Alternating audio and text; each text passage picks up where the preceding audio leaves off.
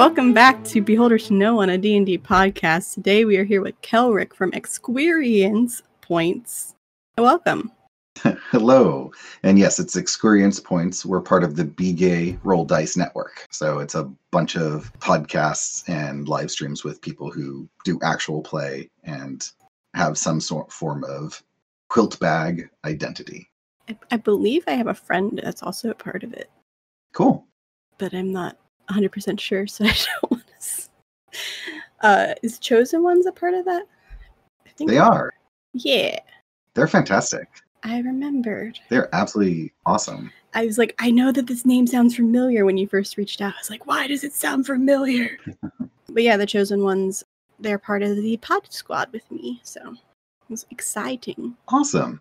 Cool. So we are here to just have a little chit chat. We're talking about LGBTQIA plus inclusion, but also just about D&D tabletop games, whatever floats our boat. If we had our way, we'd talk about foster care system for another 3 hours because we did that for about 30 minutes prior to recording. Yep. But, well, just tell me about your show, about you, about whatever. Yeah. So currently we have 2 live streams that we do. One's been on a kind of long hiatus because of COVID stuff, but we're as the Texan in me used to say, we're fixing to get back to it. But one is a Numenera game, which we call Cumenera, and that's the one that's on hiatus, which has been real free-from homebrew, sort of my attempt at narrating, which I found out I don't like. We're going to see about fixing that. And then Exqueerience Points Starfinder, which is part of the Paizo universe. I love Starfinder. It, honest to goodness, it started for me. The whole reason I started podcasting and live streaming at all is because when Starfinder started coming out, I got so excited about it.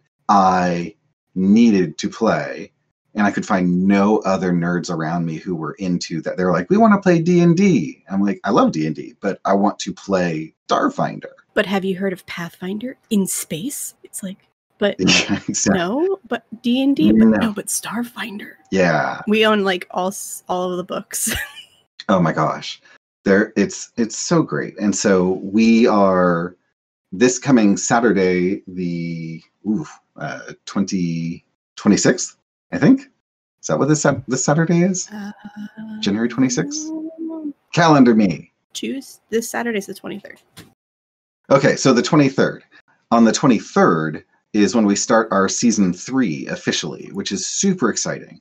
We are doing a completely homebrewed campaign that my husband has been working on for about 6-ish months. Mm-hmm. Just super into it. He's got this idea that he's super excited about. We have 3 cast members who are from our season 2, myself being one, and then Mackenzie and Vivian, who were in our season 2. And then we're now bringing on Michael for season 3. And we've got a pretty nice mix of characters. I'm playing something called a Shimmerine, which is like a crystal person, kind of cool. Mm-hmm. And, you know, they just, in the last, 6-7 months, expanded the number of classes you can play. And we have someone playing a biohacker. Oh, I played one of those, so they're fun. Oh yeah, all you do is inject poison into people that's either good or bad poison. Who knows? I really liked the fact that I could shoot my allies and help them. It's like, so I'm helping funny. You. Just bend over so I could shoot you in the butt. Yeah, exactly. Yeah, so we actually commissioned artwork of all the characters from Irene Campos. Mm-hmm. Irene Campos. The Texan me is like, no, fix that. Irene Campos, who is on Twitter, and she did an amazing, amazing job. Turns out she just got really into Starfinder recently, so she was super excited to do it. And so we have this beautiful artwork, and yeah, the show we're super excited to start it on Saturday and just hopefully chat with people while we're playing, and we're looking forward to it. Yeah, I played the Osharu for my biohacker. Ew.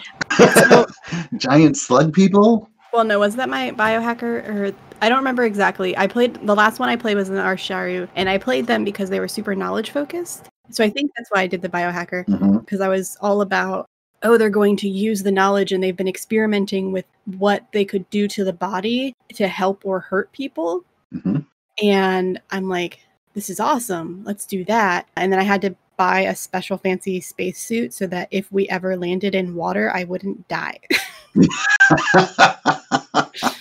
Because salt water would just destroy her. But my favorite race that I haven't gotten to play yet, but I have an amazing idea for a concept for, is the Skittermander. Oh, can I pause real quick here? So that is one of the things that Exqueerience Points we do, which is we try to say species because A, it makes more sense, and B, a lot of our POC friends have said that using race in these contexts is racist and makes them feel excluded. That's fair. So even though it says race, we work really hard to say species. And anyway, I just wanted to call that out real quick because not everybody has friends who tell them these things, and so I just like to share it. That's fair. So one species that I did like is the Skittermander. They're the aliens. They are so humorous to me because I just imagine a party of Skittermander with one Vex and the Vex just being like, do this, and they're like, okay, and they do it in like just to the T. Like the thing, for those who don't know the history of them, or not, it's the Veth, I think, not the Vex. Vesk. It's the Vesk. Okay. It's the giant lizard. So the Vesk took over and conquered the Skittermander planet, but the Skittermanders they just don't realize it, and they don't really care much from what I remember reading. So they're just like, they'll be told to do something, and they're just like, okay, and they do exactly what you said, exactly how you said it, and then they immediately like are just like Play-Doh and will do the next thing somebody else tells them to do. Their whole worldview is helping. Yes. And so they're always just trying to help. And, you know, it's really cute to see how people play them. Have you gotten any of the free RPG Day stuff from Paizo with the Skittermanders? So they have 2 right now, which are almost exactly what you've described. They are 4 Skittermanders who are working for a Vesk he owns like a company that is a salvage company. And they have, in the first one, they go on this pleasure ship that has gone awry and try to help people. And then in the second one's called Skitter Crash, which we actually just finished on Exqueerience Points a few weeks ago. That's cool. So it's part of our intermission thing was to do that. But like the Skittermanders have like this really fun ability where we call it hugging, and basically they have a grapple that they can do where they take all 6 arms and just like glom onto someone, and you can do it as a group. So everyone's grappled onto one being. Oh, that's awesome. Yeah. Oh, they are super fun. And they look like Stitch from Lilo and Stitch, basically, but furrier. Minus like the alien thing popping out of their stomach sometimes. Yeah, well, I think that falls off when they grow up. That the whelps, the young ones, have like the tummy worm mouth thing, but once they turn into adults, that goes away. All I remember is all the pictures always had it. So, so gross. Have you seen the Stridermander stuff? I don't think I have. Basically, it's kind of like they took the Time Machine book idea, that whole story, and they did that with Skittermanders, where some of them had to go underground and some of them stayed above, and the ones that are above are all about helping and yay and ah, and the other ones are vicious murder, and they are terrifying to look at. And like when they talk about them in the book, the Vesk export them to like Eox and other planets for death ring matches.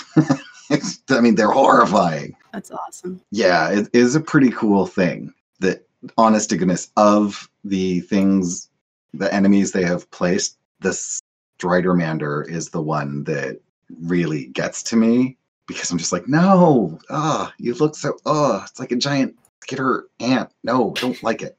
Ugh. That's great. It's always funny to like see the other people who like Starfinder, because I really, really wanted to play a Starfinder game, even though I'm like super busy all the time.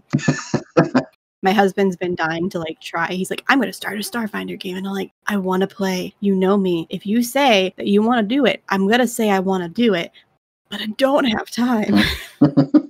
Yeah. Don't do this to me. Yeah.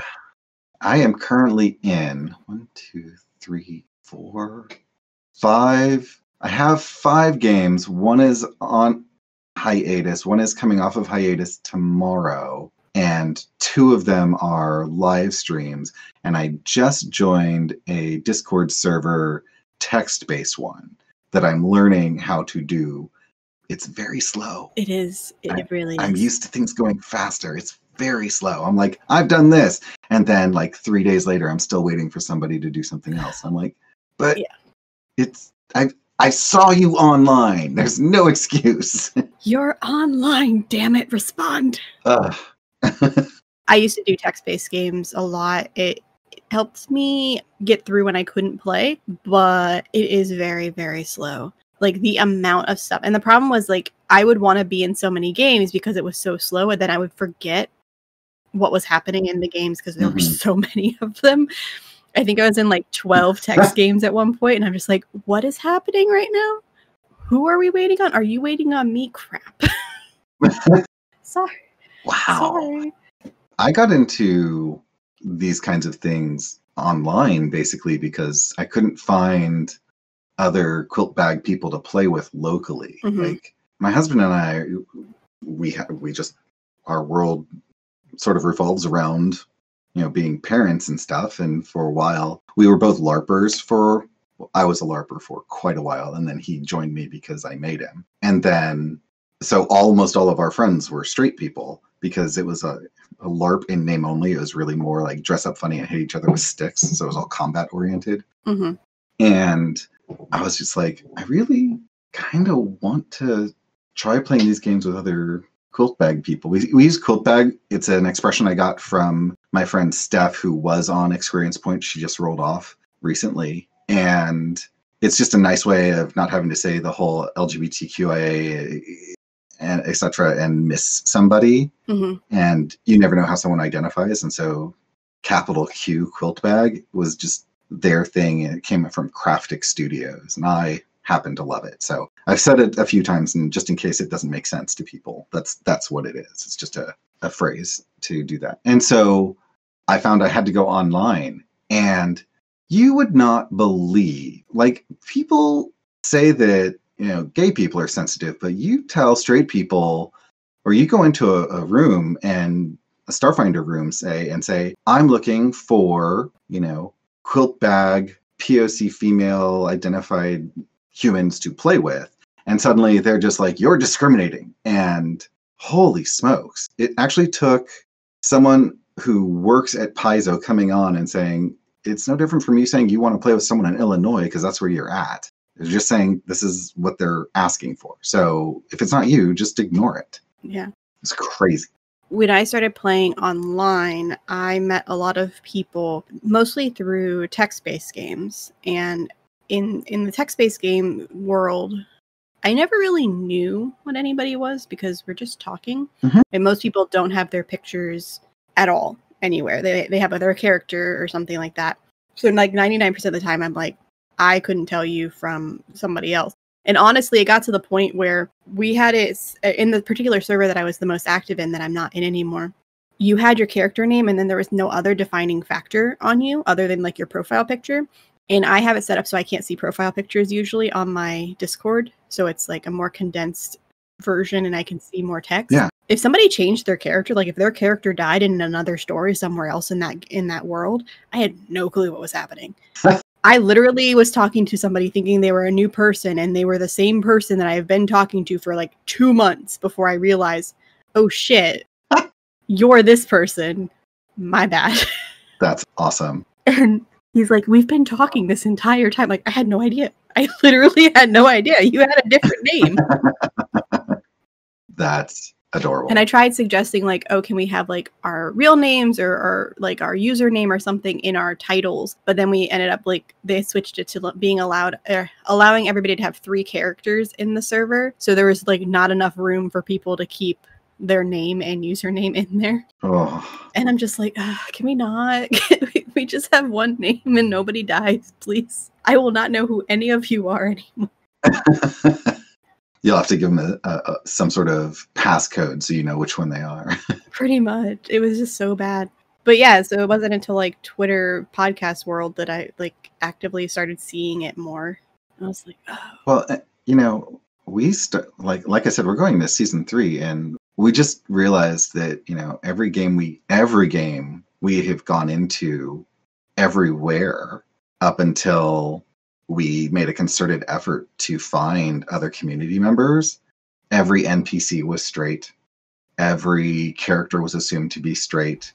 There's a subtle pressure to, even though our friends love us and accept us and know we're married and have been for years, we just sort of forgot while we were playing that we could just be our natural selves, even though we were playing other characters. And so it was just a way to sort of do some community building for us and hopefully have just openly queer stories. Because when we started, there weren't a whole lot.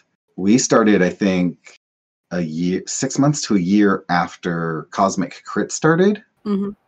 And let me tell you, Cosmic Crit and Tabletop Champions, those people are all lovely. When I just cold called both of them. I just sent out emails saying, hey, I'm thinking about doing this thing. Well, I said, hey, I'm doing this thing. Here's the name. I'm having some questions about how things work technically. And the producers from both shows were just like, what are your questions? What do you want to know? Here's what we do. Here's screen captures. They were fantastic. Absolutely lovely humans. And the Tabletop Champion folks, actually, one of the things I really liked about their previous narrator, I don't know what, I think he's taking turns with one of the other people. He started adding LGBT characters as NPCs. That's really sweet. And it was super cool. And I mean, there's also that element of, you know, straight people playing quiltbag characters because it's from the outside, sort of what you assume that's like. That was a little odd, but it was still awesome to see some representation, which I really, really liked. And so we went out specifically trying to find, you know, people who just identify. My husband and I are, you know, I'm a cis white male who's just gay, you know, and so it was just trying to find other voices to be with us and play different games and have stories where we talk about the things that, you know, matter to us. Like we had this one whole scene several months ago where we talked, our characters wound up in a brothel, and we talked about sex positivity, we talked about prostitution and people's right to do with their bodies what they want as long as they're not coerced. Mm-hmm. If this is the job that you want and are happy with, then, and no one's forcing you, then who am I to judge or tell you no? It's your body.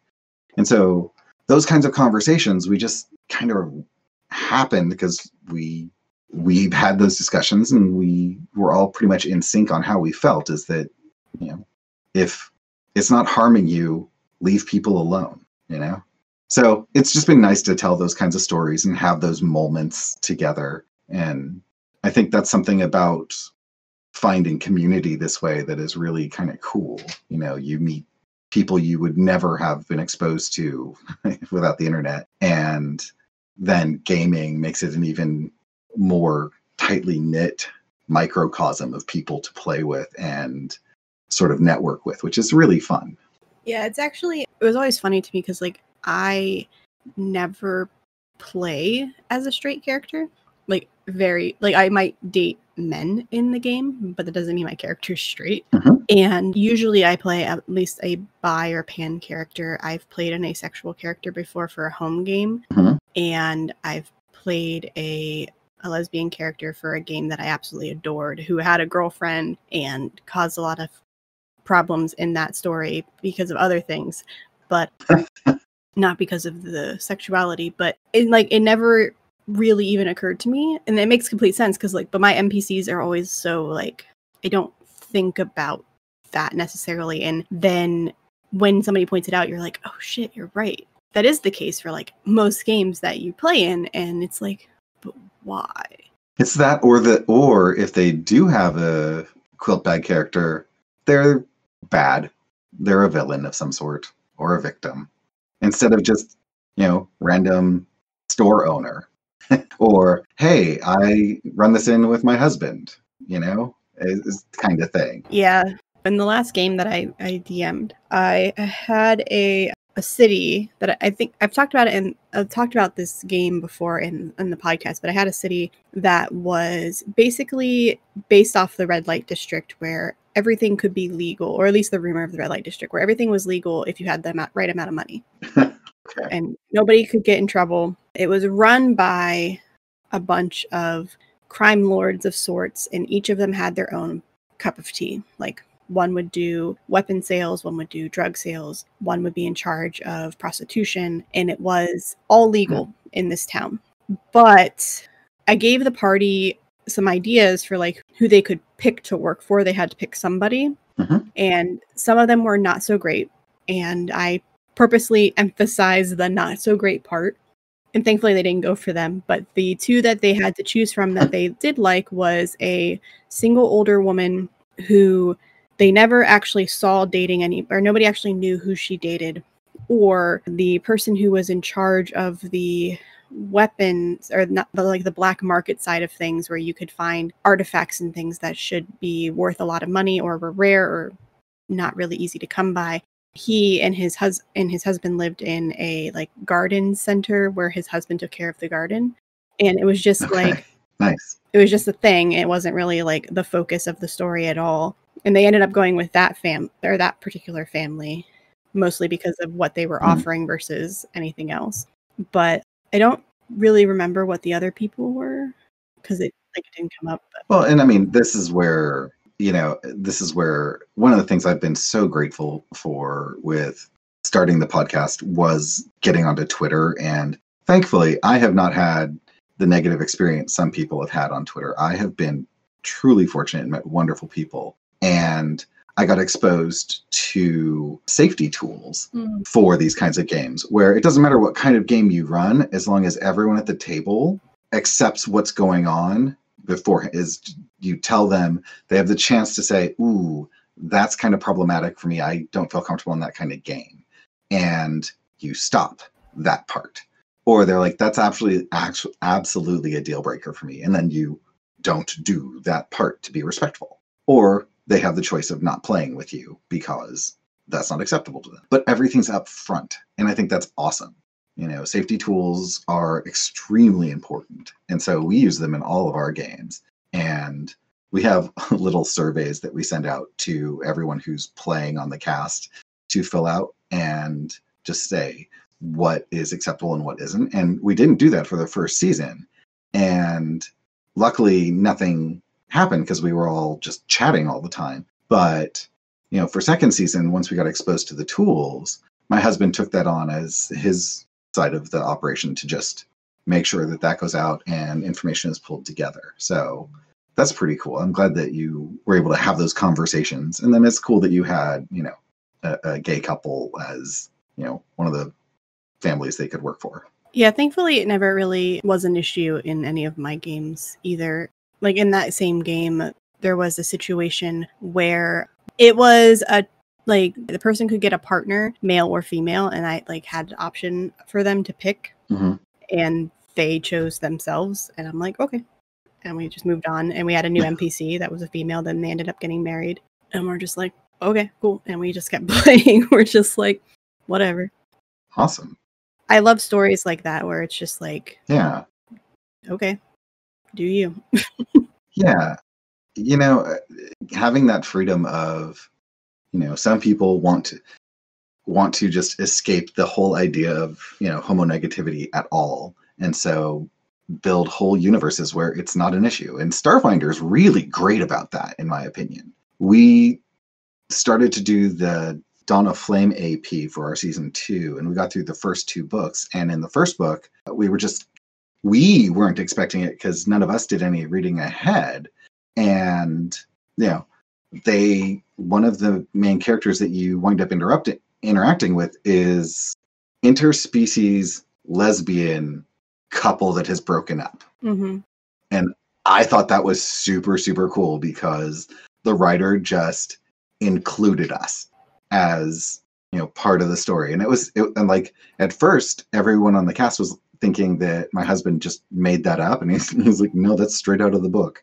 That's just what was there, which is really awesome. I really like that. I wish D&D did more of that in their stories, because I don't think I've ever been exposed to a quiltbag character in a D&D campaign until we talked to our friends about including it. I think there's one in Dragon Heist, unless my friend added it, but I don't think they did. But in Dragon Heist, there is in the game we played, there was a gay couple that was a fire and a water ganassi that ran the blacksmith, I think. That's cool. They were our neighbors, so I'm pretty sure they were part of the book.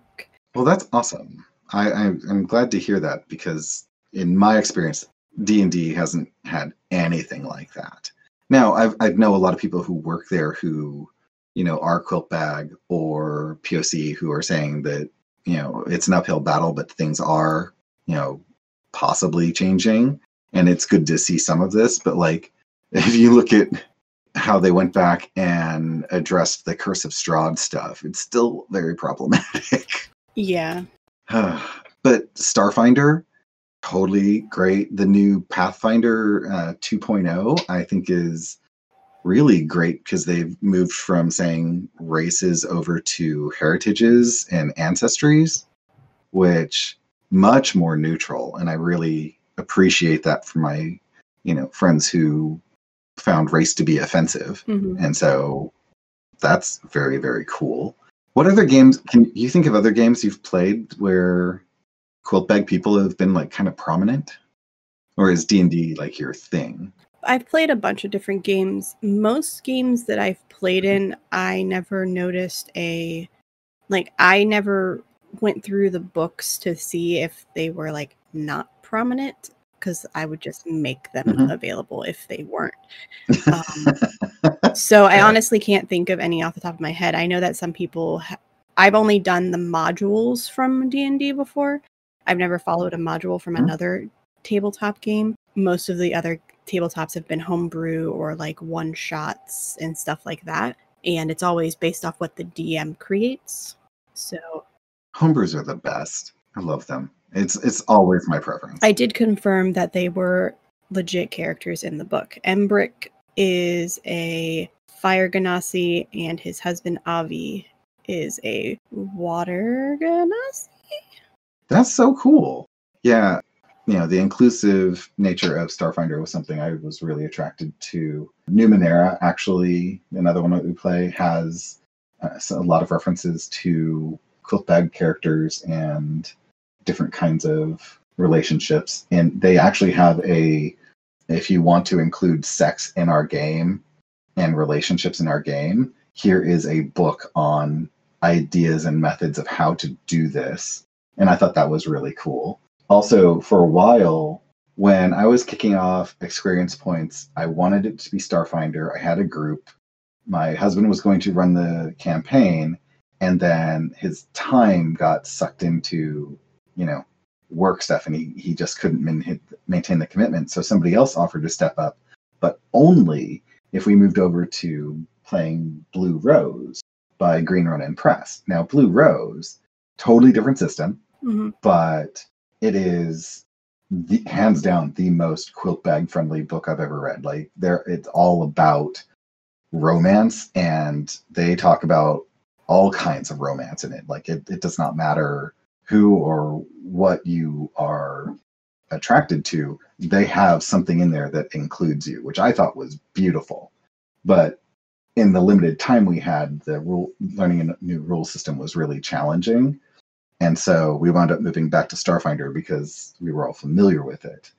And we went that way. But hands down, the most inclusive game I've ever been exposed to is Blue Rose. I don't know. I'm trying to think of any others that I really can off the top of my head. I have tons of games I'm excited about, but those are the ones that have like LGBTQ quiltbag characters in them that I'm aware of off the top of my head. All of them are good though. If you can offer me a chance to play an RPG, and I'm pretty much like, yes, when? Yeah, same. I'm like, that's what gets me into the problems that I'm in currently with just having so many games. And I'm just like, okay, yeah, we could play another game. Wait, when? Wait, never mind. Nope, don't have that free. Yeah, it's like, okay, this one ends at 2. So if the next one starts at 2, can I join late at 2:15? And then that'll end at 4. I can have time for dinner with my family, and then another one can start at 7, and then bedtime, right? That's fine. That's fine. That's great. My kids don't have to see me. No, that's not true.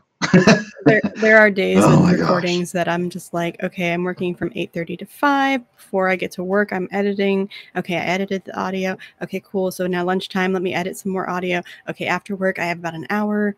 Food's not super important. I'll just order DoorDash. It's fine, and we'll just we'll jump onto a recording. Oh, and then after this recording, no. Okay, so when you have, what's the most game you've been in? 12 games at once? Were they all D&D, or were they multiple systems? Multiple systems, and the 12 games were all text-based. Right. In-person game, or not in-person, but not text-based games. The most I was in at once was 7, which was literally 1 a day. Okay. Mm-hmm. And I think the majority of those ones were 5th edition, but there was also, I think, if I'm remembering the timeline, it was probably a Shadowrun and a Pathfinder one, and maybe one Starfinder one. I want to play a Shadowrun game so bad. I want to play that. I want to play Force and Destiny again because I really loved that. The dice system is so unique. We got the new Star Trek, was it Mobius or whatever the new one is created by? We got that, and we're super excited to eventually be able to play that. I have played in, one of the games the name was off-putting to me, but once I got into the game and got to play with some cool people, it was an offline game, as I recall, that was really cool. It was called Pig Smoke, which was powered by the apocalypse, and you play embittered, tenure-seeking professors at a school like Hogwarts. So it's a Hogwarts college, only you're playing the professors. And it was really one of the most enjoyable games. I was surprised how much I enjoyed that and how much I miss it. The narrator for that wound up getting a new job and he was like, well, put it on hold. And we're like, I don't think it's coming back. 6 months later. Yeah. The Pathfinder game was a lot of fun. I left because of issues with other players. The Shadowrun is probably by far lore-wise and just like feel is probably my favorite system, though I play 5th edition more.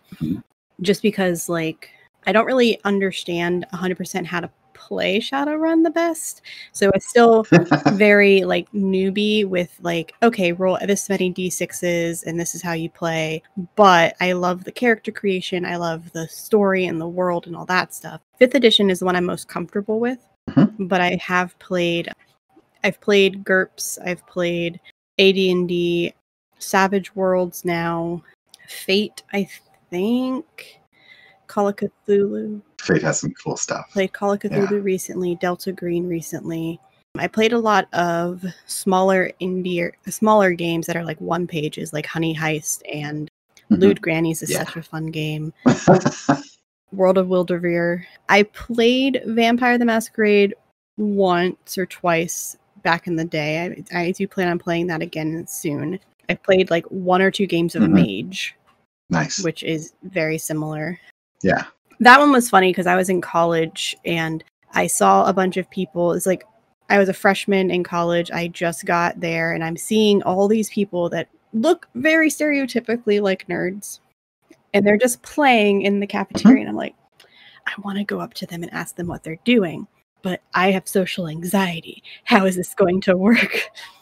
So right there with so you. I walk up to them, not realizing that I was dressed very preppy that day, because this is pre me having a choice of what I wore a lot, and like I pretty much had clothes still from high school. And I'm like, hey, what are you playing? And I found out afterwards that they all thought I was going to make fun of them because I looked like that preppy girl. And I'm just like, really? Because I'm not. I'm so confused. But they answered my question, and I'm like, can I try? And they're like, wait, really? I was like, yeah, that sounds like a fucking blast. What do you mean I get to play a mage? Like, that's awesome.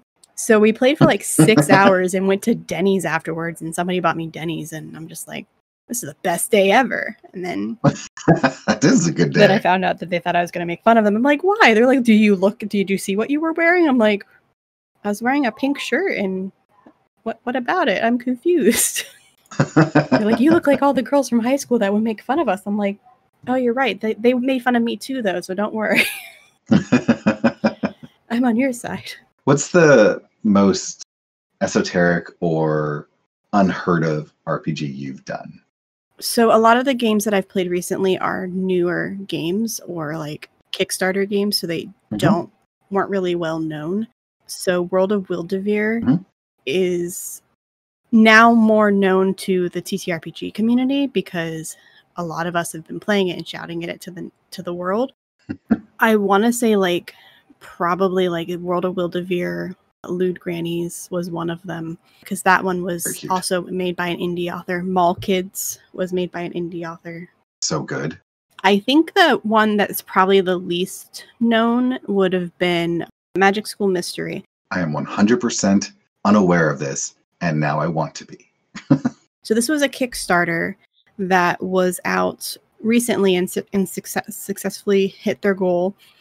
It is very much when I describe it, you're going to know immediately who it was, but that wasn't the intent. It was basically magic schools overall, but it was created by a trans woman who wanted to have basically Harry Potter again without the connotation of the author.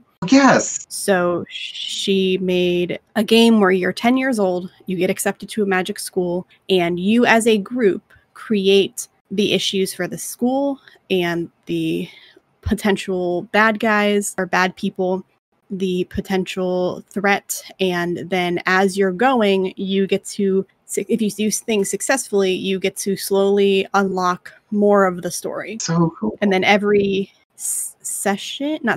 everything is like 1 year, and then the next year you have another problem with a different person. Okay. So the one that we did, we didn't finish the year because it was we didn't finish like a full semester, but we would like had a professor who was kind of suspicious, and this mean girl named, like, I don't remember her name actually, but like this mean girl who my character's like, well, she's obviously the person because she's rude and like snobby and she thinks that her daddy can just pay for everything. And that was like that kind of thing. And then like the next person, and like every time we did something, we would answer a question on their questionnaire to slowly discover who was the bad guy.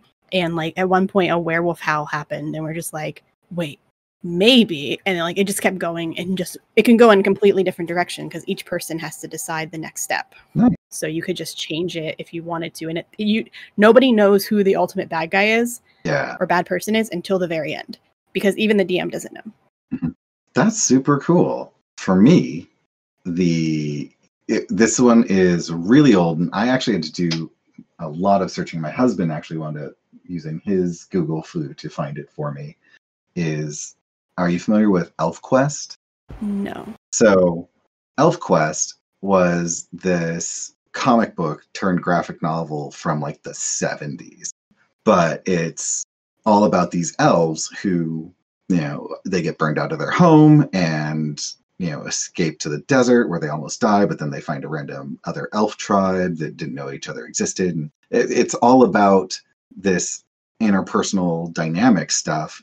You're just playing an elf, and they have different magical powers with like telepathy and stuff that are kind of rare, but not impossible. And it was a really cool story that I really liked. And when I first got into playing games, my dad actually owned a small gaming shop where I grew up, and it was right outside of a military base. And so, when I'd see him on weekends, I'd get to play D&D. But I got so into it that my mom actually found people through her church who were playing ElfQuest because she knew I was into that. And I got to play it. And it's a system. It's unlike any other system I've played because it's kind of old and very different. And sounds like fun.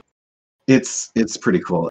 Back before COVID, the last Emerald City Comic Con, the authors of the game were actually there, and I was super upset that I didn't have it with me to have it signed.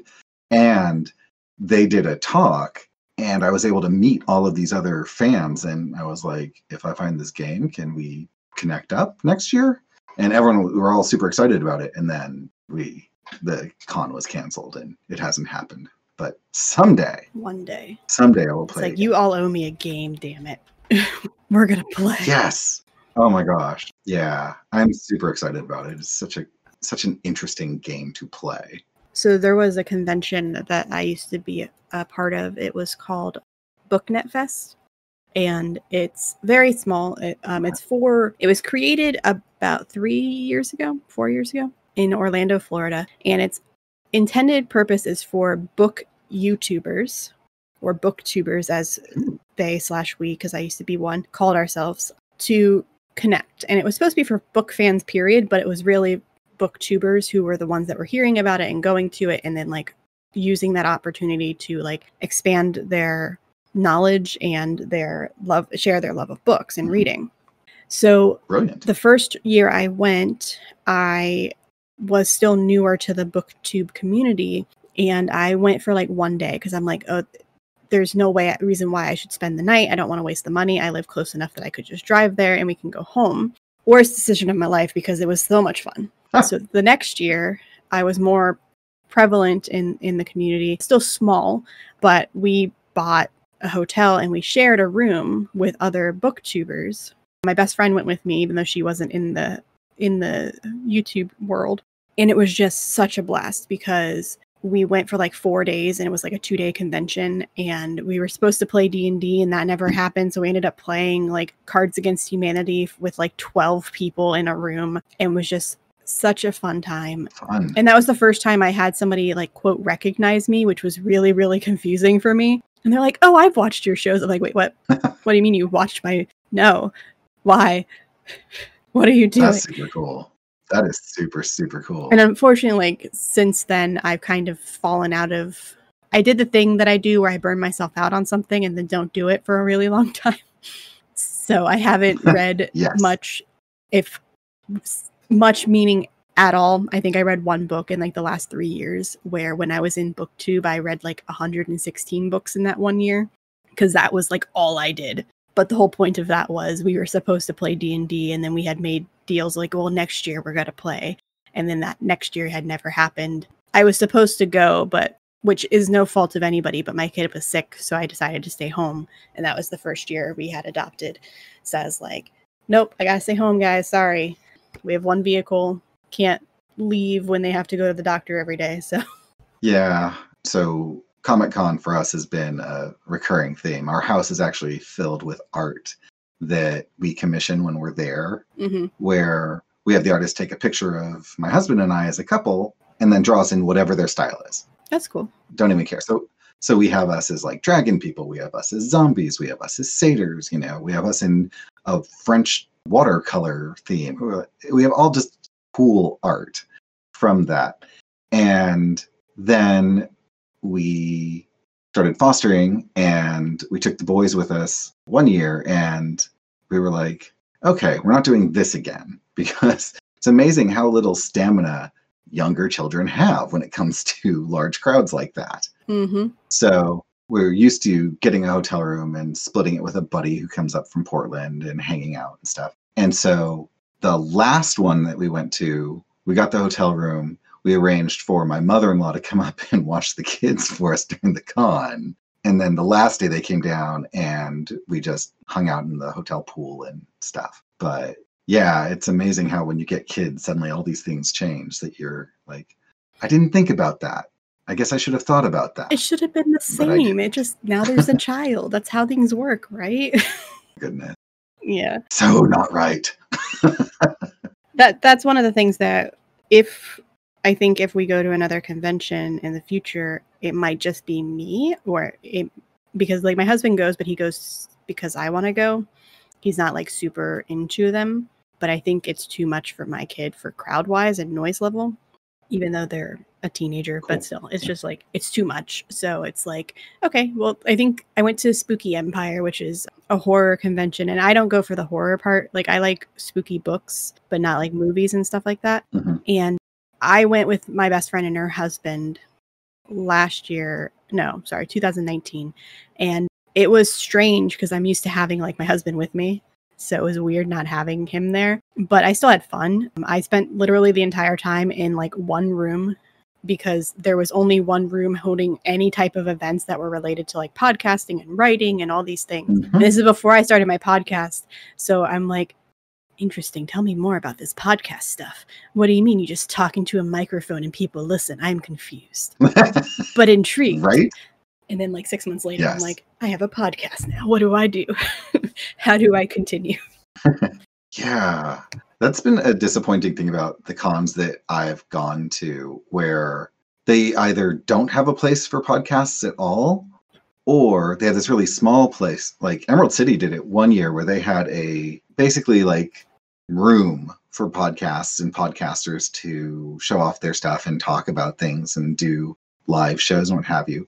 But it was sort of tucked away, and Mm-hmm. it was so small that people didn't really know what was going on. And instead of recognizing that, they were just like, there's no real interest, so we don't really want to do a whole lot with this.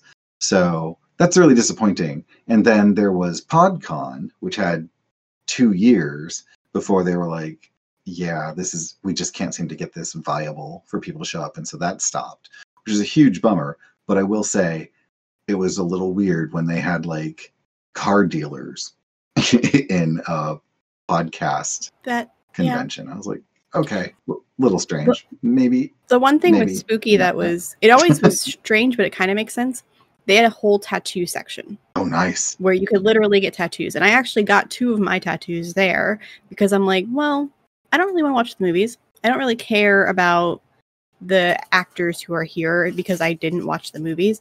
Some of the authors are nice to talk to. Like, I'll go and talk to the writers and just chit chat and like buy their books and stuff like that. But I have time to kill. I'm gonna get a tattoo. So and it was always like not horror related, which was funny to me.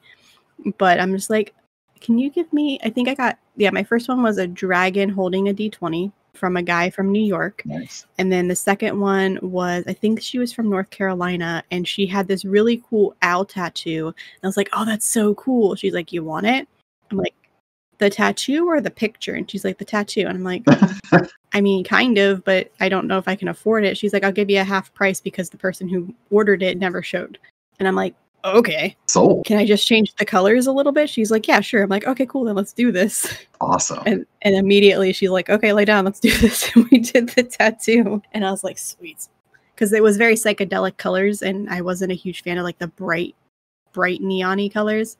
So we changed it to like. And they fade. Yeah. So we changed it to like bluish purples tones instead. And nice. I love that tattoo. Yeah. I got my first tattoo at 21. I had a girlfriend, not girlfriend, just a girlfriend, who her uncle owned the shop. And so for my birthday, she took me and was like, let's get you tattooed because you want one. And so he did this awesome tattoo. And she was like, yeah, this is my gift. So he was like, okay, so this is free other than the tip. And so I got a free tattoo for my 21st birthday. And it was this grizzled older dude with a long beard. Like if he had an eye patch, he could have been Odin in any movie. Oh, awesome. And he was like, normally I only do this for my female clients, but part of the price is, and he like touched his cheek. He was like, right here. So I had to give him a kiss on the cheek and tip him. And it was the most amazing thing. I was like, this is awesome. It was so great. My first one, I don't remember how old I was. I was in my early 20s though. Early to mid 20s. And I got a music staff on my leg. And it was supposed to be, originally my idea was I just want like wrapped around my ankle, like an anklet style. And the guy's like, oh, that's too small with what you want. And I was like, okay, fine, just make it as big as you need it to be. I didn't think it would like wrap around my leg and down my foot at the end, but it did. Nice. And then I did have to, thankfully I did look, but I looked over the music because I gave him a specific sheet to base it off of, a specific piece. And he had tweaked it to make the size fit properly. And I was like comparing, I'm like, whoa. Where did that come from? And he's like, oh, I was making it fit. I'm like, no. No, you can't just add things to music. That's not how music works. Right. I can't have this tattooed on me because I will forever know that rest doesn't belong there. So please remove that. That's awesome. It's a good thing you caught it because, yeah, that would have sucked. For the rest of your life, it would drive you insane. And I would have pointed it out every time. It's like, yeah, this is 7 measures of clarinet concerto in C by Mozart, except for that measure right there. That doesn't exist. I would have had to get like a tattoo of a red line through it to fix it. But it's fine.